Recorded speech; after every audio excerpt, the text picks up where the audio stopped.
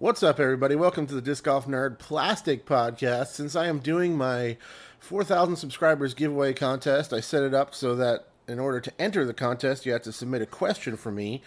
Therefore, allowing me to put together another question and answer episode of the podcast. And it's worked out quite well. It's funny, it actually kind of just popped into my head as I was filming the video for the giveaway, and decided to give it a shot, see how it would work, and it worked out great. Had a lot of fun answering questions last time, and I figured I would like to do it again. And yeah, so everybody has a chance to win some sweet plastic and all that kind of good stuff. And also, I get to answer some more questions. So I'm going to zoom in a little bit here on my page and jump in and answer a few of these at least. Bear with me for one moment. All right. So, make sure I'm recording. Everything's sounding okay. You might hear some background noise for this particular episode, birds and stuff like that. I have my window open. It's a beautiful summer morning here in the Pacific Northwest. It is Sunday, July 2nd. I'm going to be spending the day out on the water on my little raft coming up here soon. But have a little bit of time this morning. I was just kind of catching up on the Jomez coverage from the Red, White, and Boom happening out in Ohio, I believe. Watching a little bit of that, but I figured I got a cup of coffee. Let's sit here and talk some plastic stuff for you guys. So I know I didn't do a Worlds wrap-up recap type show. I figured I would just be talking about all the same stuff everybody else did. You know, Ricky won, Paige Pierce won. It wasn't all that close in the men's division. It was a little closer in the women's division. Ricky Wysocki is clearly the best player in the world.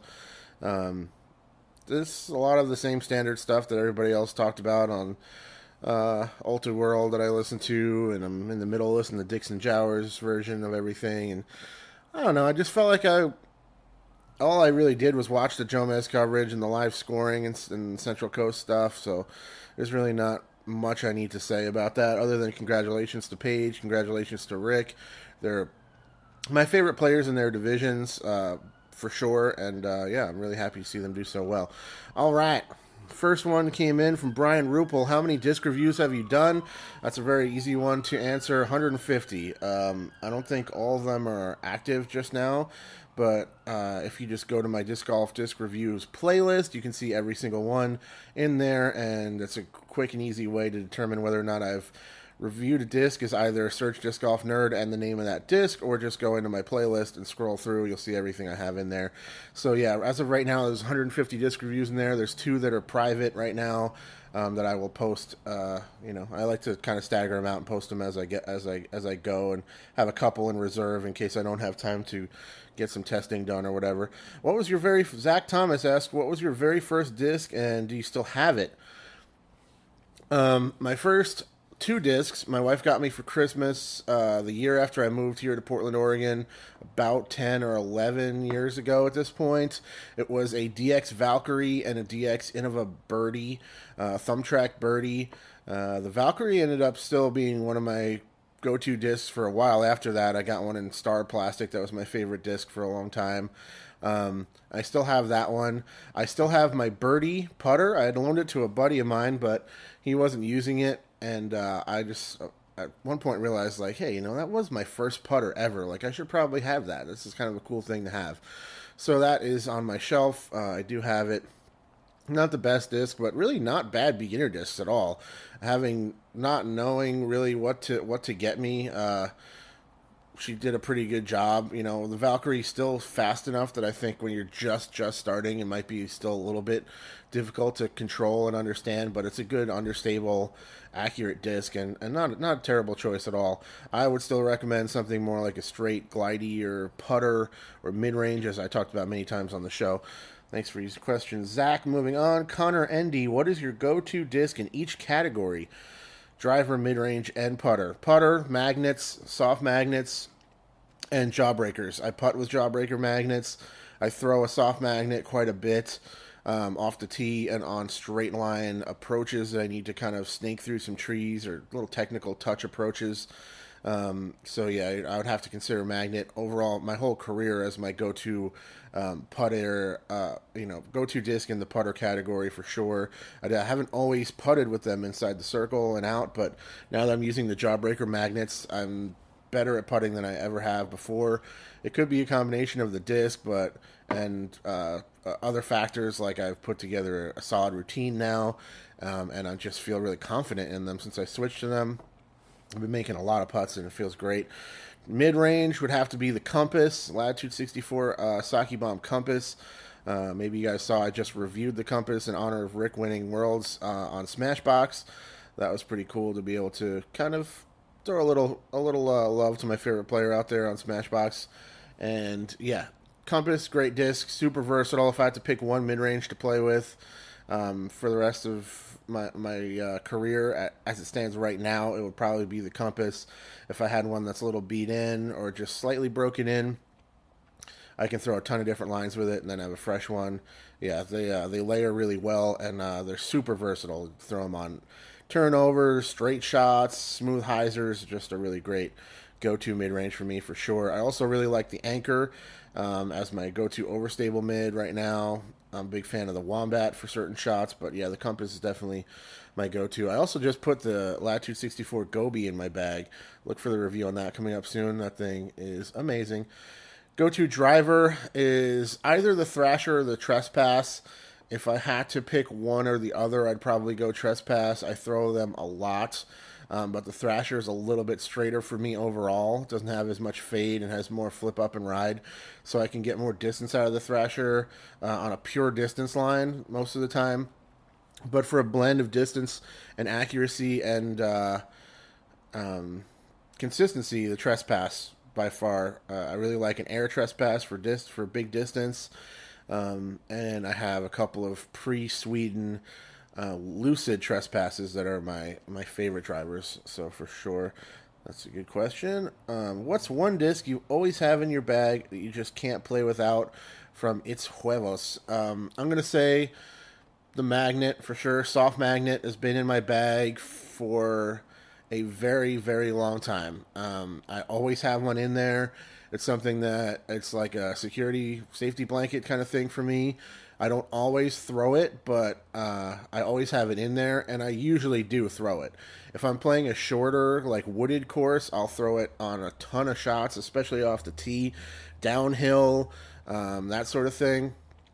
It's just one of the most versatile discs out there for short range for me. I really like the Magnet.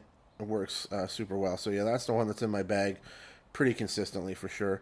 Pingy223 says, have you been throwing any Gateway? Not really.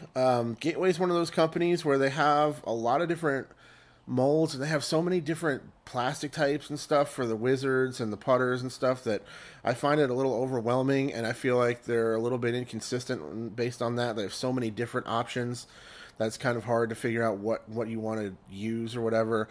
I have a lot of respect for Gateway putters. I think they make good stuff, and I know a lot of folks love them and they work well. But it's not something it's just not a company I ever really got into. I think the only Gateway disc I ever really had in my bag was years and years and years ago. I had a lightweight Apache in the bag that was a super, super straight flyer, and I liked it when I was really noodle army. It worked out good. It was like 140 grams or something like that. It was super, super lightweight, but yeah, not really. Gateway's just not really on my radar so much. I use the Gateway backpack bag. I love it. It's a great bag. I mean, it's been super good to me, and any dealings I've had with the company through purchasing that bag and stuff have been solid.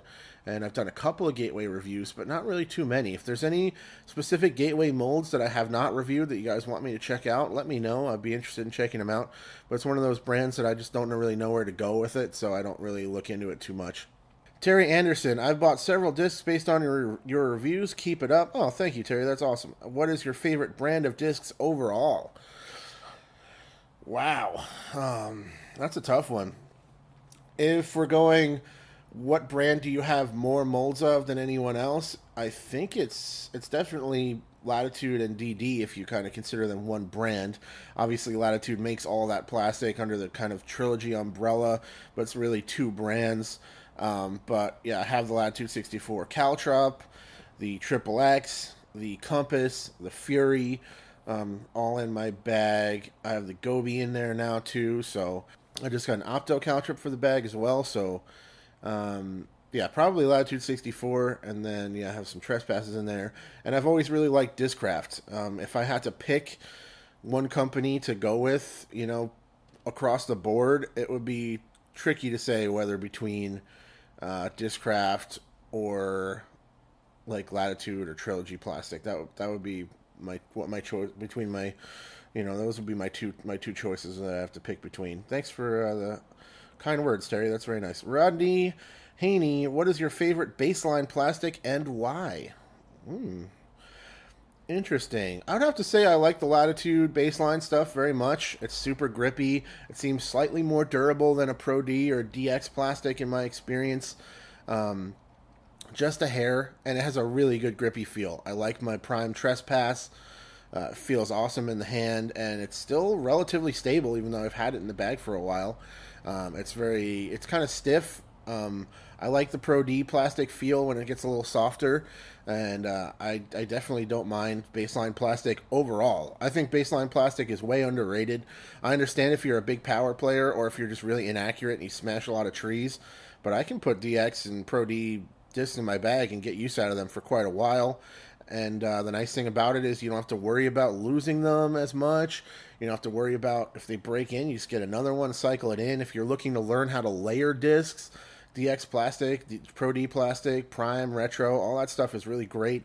If you have a particular disc that you like and you want to try to beat in a couple different ones in different stages of wear, Pro D plastic, DX, baseline plastic, Retro, Prime, all that stuff works really well. I used to throw Pro D Forces for like all my distance shots for a long time, and I love those things. They fly great. Yeah, solid. I will say the Prime plastic and the Retro plastic from the Trilogy starts out more overstable than you're going to expect. So keep that in mind. It will break in quicker and start to get flippy faster, obviously, if you hit trees with it and you throw it a lot. But the Prime Trespass straight off the shelf is probably beefier than the Lucid or the Fusions from my testing. Right. Grant Fraudenstein, what is your least favorite disc you've reviewed? That's kind of a tough one.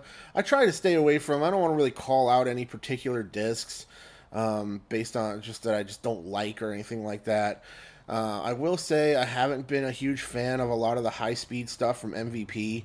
I just don't really dig them. Any of the stuff that's like above, like the Inertia is an amazing disc. I love that disc, and the other discs in that speed range are pretty solid flyers for me. But once you get up above that, the really big wide rim stuff from MVP, not a huge fan of, to be honest. And yeah, there's a couple other discs that pop out in my head as stuff that I was like pretty underwhelmed by, but I don't really want to.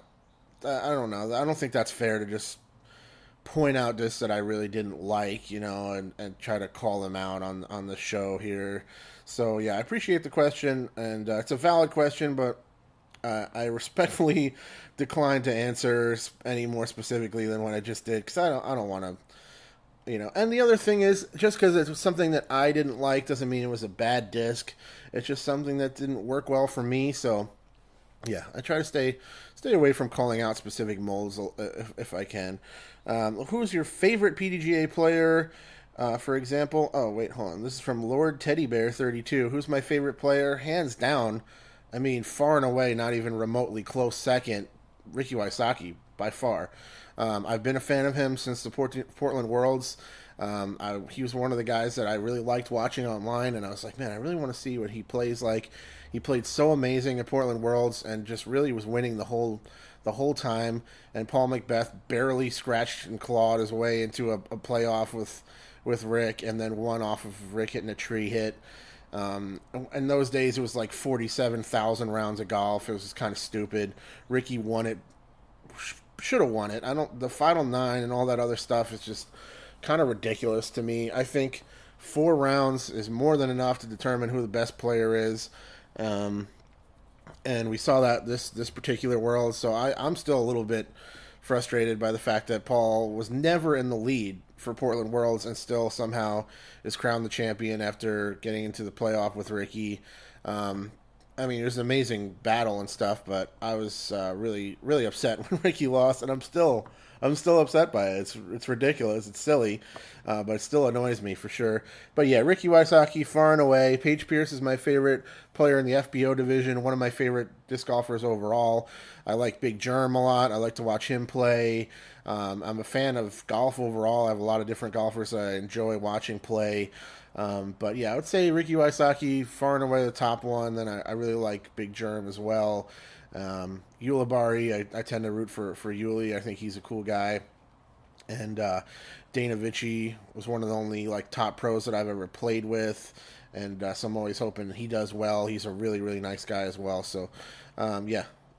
David Kioff? Sorry, David. I'm going to butcher some names here. Keough. All right, sorry, David. What do you consider the difference between a putting putter and a driving putter? I don't consider there to be a huge difference between those. I will putt and drive with the same molds. Like I said, I putt with magnets, and I will throw magnets off the tee. In general, though, most people like a little bit more overstable putter off the tee because a lot of people throw with a lot of flat snap and power, and you need some more stability on the mold to be able to make that work very well. For me, I'm quite comfortable throwing flippy discs, giving them hyzer, letting them and throwing them with touch. So I can throw just about any putter and also putt with them. You know, it's not really a big issue. But I feel like most people like a driving putter. Maybe that's slightly lower profile than some other ones, perhaps, is probably an attribute that people like for driving putters, and that little bit extra stability so you can throw it harder and have a nice consistent flight to it. A lot of people trying to throw like one of my soft magnets would probably have trouble controlling it. For me, it's not that big of a deal. But yeah, so stuff like the Envy is a great driving putter. The Opto Pure is super straight. It's a little more touchy, but it just holds a dead straight line off the tee, has a ton of glide. The Proxy is great. Soft magnets are tremendous driving putters for me on those kind of flip up touch shots. And I also really like the Caltrup is a nice driving putter for me. Doesn't go very far, but it's super consistent. I've been using it in a lot of approaches, and I'm hoping the Opto is going to be a good driver for me. But I think that's what most people consider the difference between those are. Smokey Bears fan 10. What is the one disc you absolutely can't stand? I'm going to have to say Groove or Monarch with a sad face. Well, Smokey Bears fan, you might want to check out my review on the Groove because I'm one of the few people who actually stood up and been like, hey, I don't think this thing's that bad of a mold. Based on the one I tested, it wasn't really that bad. It was good for flex shots and skips, and it was fine. It seems that mold is extremely inconsistent, so that's probably why people hate it so much, is because sometimes they're super flippy, sometimes they're extremely overstable, and you never kind of know what you're going to get. But based on the one individual that I tested, I thought it was just a perfectly fine kind of wide rim overstable flyer. It wasn't bad at all. But yeah, one disc I absolutely can't stand. Hard to say. Again, kind of going back to the question earlier that I don't really have any molds that stand out in my head as something that I just really, really don't like. I'm sure a couple have come up here and there that I just really didn't care for. But honestly, if there's something that I started testing and I just really, really hated it, like it just did not work for me at all. All right, we'll throw out a specific brand and a specific disc here. The brand is defunct now, so it doesn't really matter. But there's a disc called the Procule, I believe it was called. It was like a big pop top driver. I didn't like that thing at all. It was stupid. I didn't like throwing it, and I didn't end up reviewing it because I really didn't like it. So that's the other thing is what's the discs that I really don't like that I've reviewed. I probably haven't reviewed it if I didn't like it that much. I will just not review it. And that's the end of it. If I hate the disc, I'm not gonna even bother taking the time to put out a video about it. You know, so that's that question. Chris Arnett, what is the most fun round of disc golf you have had before? It's hard to pinpoint any one particular round, I guess. I have memorable rounds. But as far as like which one was the most fun I've ever had, yeah, that's really hard. Probably a couple of times. I think last summer we had some good couple of weeks in a row that we did doubles with me and my buddies, and we had a real good time with that. But yeah, I can't really think of any particular round that was more fun than any other ones. That, to be honest, but I tend to have a good time unless I'm playing like absolute garbage, or yeah, I'm just in a bad mood or something. Slingblade 097, what is your favorite snack to bring with you disc golfing? You know what? It's kind of weird. I'm a big dude, and just it's not really on my radar to like bring snacks out with me. I usually eat a good breakfast before I play golf, and if I'm going out in the afternoon or something, I usually try to have a little lunch or something before I go out and play. But I've never been one who's like I got to have something to munch on during the round so much. I just drink a ton of water when I play.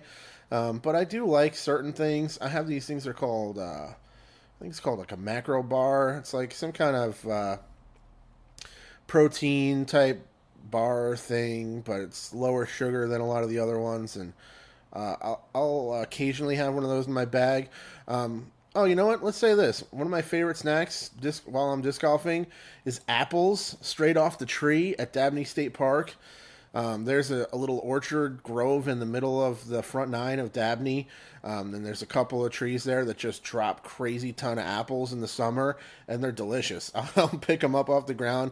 I'll eat two, three, four of them during the round. Sometimes I'll put some in my bag if I have time or if I have room for them. I'll put a few in my bag and take them home. And this year, so many of them fall on the ground and just go to waste that I think this year, if I get out there and there's a bunch there, I'm going to bring a couple of plastic bags, and I'm just going to, before I leave, I'm going to go pick a whole bunch of them and take them home, because so many of them just fall on the ground and just get stomped on and mushed in the ground. Yeah, and there's like multiple different, I guess, strains or varieties of apples there, and they're all really tasty. It's pretty awesome. So that's probably my favorite disc golf snack for sure. Preston, what's your favorite disc golf bag? Well, I currently use the Gateway backpack. I love it. I was obsessed with the idea of switching to a backpack bag when I used to use my old Innova back with the back savers. It was like an Innova Deluxe with the backpack straps. Decent bag, but a true dedicated backpack, anyone you can afford that fits comfortably on your back and rides nice and high up on there and balances well, is just so much better. I can't believe anybody still uses those old school bags. Like I see Josh Anthon carrying like an old school huge bag with the backpack straps, and it's like sitting like right on the top of his ass basically, and just so uncomfortable. I remember what that was like to carry that, and it sucks. He really needs to get himself something better than that. There's so many backpack bags out there in the market now. There's really no reason to use those old ones, and the backpacks are way better. But right now, I'm beginning to become obsessed with the idea of owning a disc golf cart. I really want a cart bad.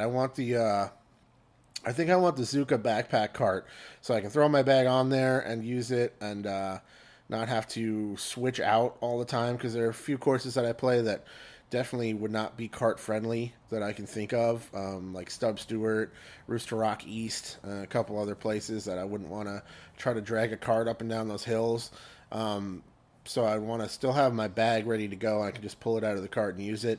So I think that's going to happen. I think that's going to be something I make happen this winter latest. I'll say I'll be rocking a cart, but I'm gonna keep my backpack bag for sure. Gateway backpack, that's all it's called. It doesn't have a name other than that. Just the Gateway backpack bag. Tremendous bag. They're sewn in the USA. They're super solid, heavy duty sewing, and just well made bags that I've had for years, and I definitely recommend it.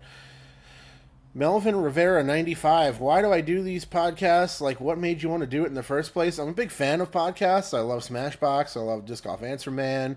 I've been a Joe Rogan listener for quite a while. He was the one that I really got into first. There's a couple other podcasts that I'm into.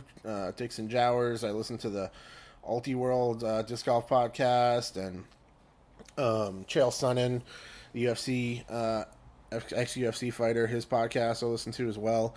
I'm just a fan of him, and I wanted to kind of bring up stuff that isn't really necessarily video related. Like I'm not gonna, I can't do a video for this, unless you just want to watch me sit here and talk to you guys, which a lot of people do like, but I'm really not interested in being on camera. So you guys could probably put together now, figure that out at this point, that I'm not really that into that.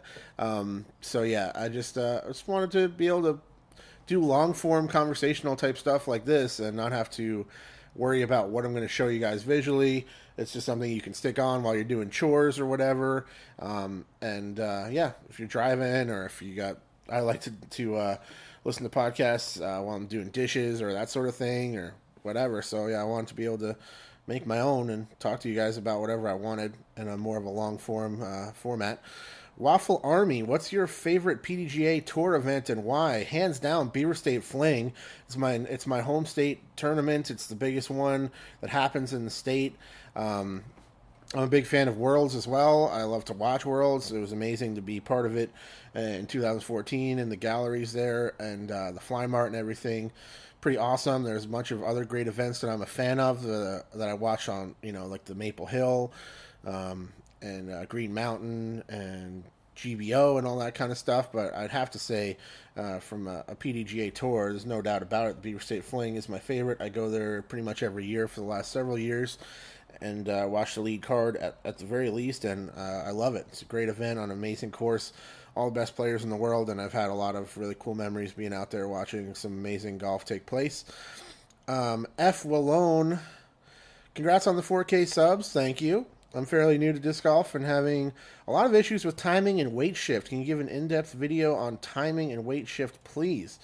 I am going to have to defer to somebody else for that one. That is not my role here on YouTube. If I was good enough to do that kind of stuff, I would. But I don't consider myself an expert on form by any means. I'm kind of more of an average player, and I kind of try to bring that perspective to my channel here and show you guys disc golf discs and basic concepts. Like, I understand the game, but I don't consider myself to be like a professional level player by any means. So yeah, I'm not gonna there's nothing I can really do to help you out with that. Maybe in person I could show you some basics that I've learned. Couple of things I would say: there's a young man named Danny Lindahl. He's getting a ton of views on YouTube. Really impressive view counts that he's getting, and he's doing a lot of work on that kind of stuff, breaking down the technical aspect of disc golf and the technique of throwing and weight shift and reach back and all that kind of stuff. So I'd go check him out on his page. I believe he'll also do a form critique. If you take a video of your form and send it to him, he'll kind of help you through some of the issues you're having, which is a really great service as well. Other than that, Will Shoestrake has a couple of really tremendous driving videos here on YouTube. Will Shoestrake, for the record, to see him throw in person is ridiculous. The energy he puts on a disc is insane, and he's kind of fallen off a little bit based on some issues that he's had physically and otherwise. But Will Shoestrake, at his potential, is one of the best players in the world, and he is a great teacher at showing you form, and his backhand form is about as perfect as it gets. I mean, he just bombs the disc and he throws really clean. So yeah, I would totally recommend checking that out. Simu Pili, who is your favorite disc golfer, USA and Europe? Well, we talked about Ricky Wysocki. As far as European players, I'm not as up on the European players. I guess I'd probably have to say Simon Lizotte. And it's kind of funny that a lot of people, when they talk about European players, they don't mention Simon because he's been on the American scene for a while. But a lot of times he doesn't come up as a European player for some reason. They'll talk about KJ Naibo and a bunch of other great players over there. I think KJ is pretty rad. I'd probably say KJ is one of my favorite European players. He seems like a great guy. I like his very methodical, very traditional golf type approach to the game, where he does a lot of work. He has the caddy there. They really study the courses, and his caddy's like his best friend, and they really put the time in to really work it out exactly how he's going to attack, with what disc from this position and a different disc from this position and all that kind of stuff. So I'd have to say KJ or probably Simon would be a couple of my favorite European players. But I I struggle with the names. I'm totally drawing a blank on some of the names. I'm sorry about that, but yeah, there's other great European players. I used to really like watching the LG. Was it LCGM8? Was that the name of the channel? It was something like that. Um, I haven't really seen a lot of content from him of late. I actually met him at Portland Worlds. I think his name's Yuha. I think. I could be wrong. I met him briefly at Portland Worlds when he was still kind of working with the Central Coast guys a little bit. And great dude. He was a nice guy, and he used to put out amazing coverage. I used to love watching it. And he's kind of fallen off a little bit. He still posts stuff now and again. But yeah, I really like watching his stuff, and I learned a lot by watching the European players and their approach to the game, throwing really smooth lines and that sort of thing. All right. Steven Judd says, if you could choose only one course to play for the rest of your life, which would it be? Man, that one hurts. There's a lot of things that go into that. A lot of considerations that I would need to make for that. I'd have to say Milo MacGyver. I mean, I'd be foolish to say anything else, just based on the fact that there's an 18-hole course out there and a 9-hole course year round. Then they expanded into two 18s for the Beaver State Fling and a couple other events. So yeah, I'd have to say Milo MacGyver. The river is there. It's so beautiful. It's got a very varied course layout, but that would suck. There's a lot of courses I really love, and yeah, I'd have to go Milo. I mean, that would be silly to say anything else in this area. Um, Brandon Paulding, would you do a video on game management? I am not exactly sure what that means. Maybe managing the course? I'm sorry, Brandon. If you give me some more specifics on that, that might be something I could help you out with. Zach Labar, what is your favorite disc ever? Probably have to go back to the Magnet. As far as something that's been in my bag longer than anything else, it would definitely be the Soft Magnet, Discraft Soft Magnet. Had to have been the disc that I've thrown more than anything else. Not necessarily the disc I throw the most right now, but I am putting with magnets. So if I say the Discraft Magnet overall, probably my favorite disc ever. Chad Kladowski, I'm getting close enough to maybe start wrapping this up soon. Chad Kladowski, what's your best advice for someone just starting out? Just started in May, and I love disc golf. Well, he says I live disc golf. I don't know if he meant live or love. Pretty similar sentiment either way. Best advice for people just starting out. Don't try to throw too hard. Throw smooth. Let the disc do the work. Start with understable stuff, slower understable stuff, mid-ranges, putters. Learn how to control those. Learn how to throw on the different release angles. If you have the ability to throw backhand and forehand without having any kind of pain or weird issues physically with that, I highly recommend doing that as well. It's something that I wish I would have put more time in the beginning, is to learn how to throw forehand drives. Now I have a lot of trouble with that, and it would be really beneficial to be able to do both. But yeah, I would say learn how to throw your putters and your mid ranges and control those off the tee. It's something that's going to be helpful to you down the line to be able to throw a nice, smooth, controlled shot with a putter rather than having to throw a shorter drive with a driver and put a ton of touch on it. You can throw a more full throw with a mid-range or a putter on a shorter line, and it'll be more accurate and consistent that way. Have as much fun as you can. Definitely build a putting routine, because that helps a lot. Whatever that routine is, whatever your style of putting is, try to dial it in to the point where you set up in the same way every time. It helps you get into the mindset and get into the muscle memory, and just be confident knowing that you can do that because you've done it over and over again. You can make that putt because it's just like every other one you've made.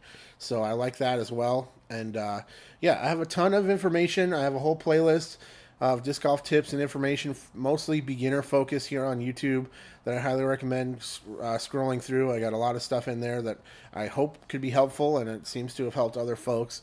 Have fun, Chad. Hit me up if you have any questions going forward. Just leave me a comment on really any of my videos. I'll probably see it. If you have any questions as a beginner, I love to be able to try to help you guys out. I need a sip of coffee here before I go any further. All right, let's do three more. Do you feel like this is a job, or do you honestly get excited to make another video? And then it says passion with a question mark. That's from Josh Bertrand. No, I don't consider it to be a job. It's a hobby. It's probably my primary hobby. I don't put that much effort into it. I mean, don't get me wrong. I've spent a ridiculous amount of time testing stuff, answering comments, posting videos, editing stuff together, just out testing discs and corresponding with people and answering questions and posting stuff on Facebook and trying to keep up on all that. Like it's a ton of work and time, no doubt about that. But it's a labor of love. I'm definitely passionate about it, and I love it. It's really fun. I wouldn't keep doing it if I wasn't enjoying it. And honestly, the more people that watch the videos and the more subs I get and the easier it is for me to get people to sponsor reviews and stuff, the more fun it is for me.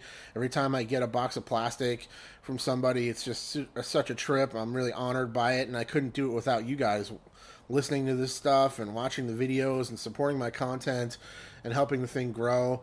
It's just been a lot of fun. It's like yeah, I've started it from nothing, from a guy who was barely knew how to play disc golf and did an in the bag video, to where I am now, where I feel like I'm pretty competent as a player, and I understand the game quite well, and I have a tremendous amount of experience testing discs, and I try to pass on as much of that as I can to you guys. Thanks for your question, Josh.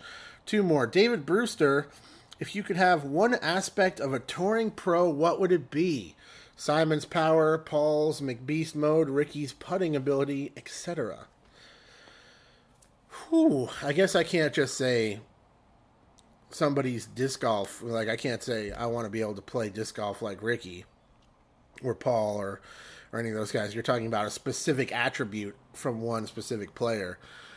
That's a difficult thing. I'm gonna have a sip of coffee and mull this over, but I'll trim this out so you guys don't have to sit here with me while I think about it. I would probably say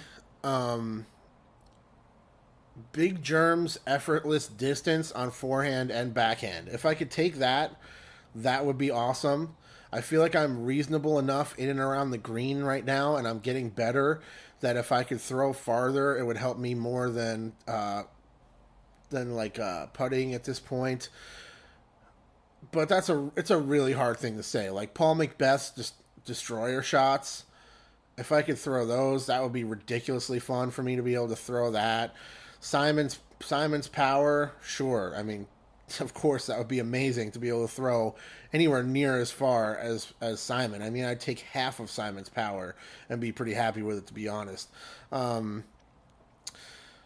McBeast mode, I mean, that's just saying, like, I can go off and just become untouchable by everybody but Rick, apparently. But I don't know. Yeah, that's a really hard one to say, but I would probably say Big Germ's effortless distance, forehand and backhand, if I could. Ricky's putting, his long range putting, to be able to jam 80 footers and stuff would be pretty sick. I mean, yeah, that's a really hard one to say. But yeah, I would love to be able to throw as far as Germ, backhand and forehand, and he just looks like he's just so smooth with it that it's really fun to watch. So that's what I would pick. And finally, for this episode, I got a bunch more questions here, which is amazing. This worked out super well. But finally, for this episode, if I can get back to it, Howlin' Beast says, congrats on 4K subs. Thank you. How does the Firebird compare to the Felon? It compares very well. It's extremely similar. It basically depends on which Felon you're talking about and which Firebird you're talking about. As of late, I've only really tested the Sexton Firebird and the 2017 Sexton Firebird, which I've heard is less overstable than some of the other Sexton birds, and definitely less overstable than like a, flat top Champ or something like that.